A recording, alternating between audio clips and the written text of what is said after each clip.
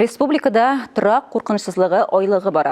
Шул уңайдан дәүләт янгын күзәтчелеге хезмәткәрләре янгын қорқынышсызлыгы буенча профилактик чаралар уздыра.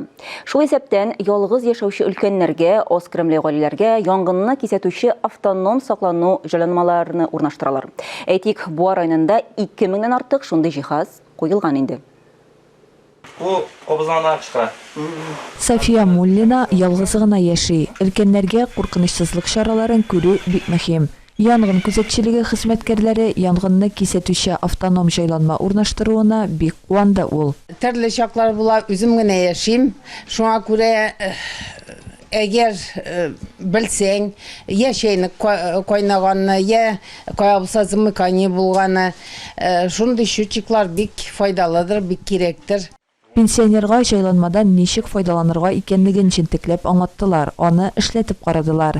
Аз гына төтенисе чыкса да, әлеге җайланма тавыш биреп шунда ук кисәтә. Михаил Погодин да бер үзе яши, аңа көндәлек социаль хезмәткәр ярдәм итә. Шулайда куркынычсызлык чараларын күрү бер кайчанда артык булмый ди ул. Автоном җайланмалар берничә бүлмәдә түшәмгә беркетелеп куела, тәүлек дәвамында туктаусыз эшли. Датчик ике өлештән тора, шуңар аккумуляторы бар, батарейка. Шуны шулайтып бәктерәбез да. Шулайтып ике тапкыр тора. Шушы өлешне без түшәмгә самолетка электрип куябыз.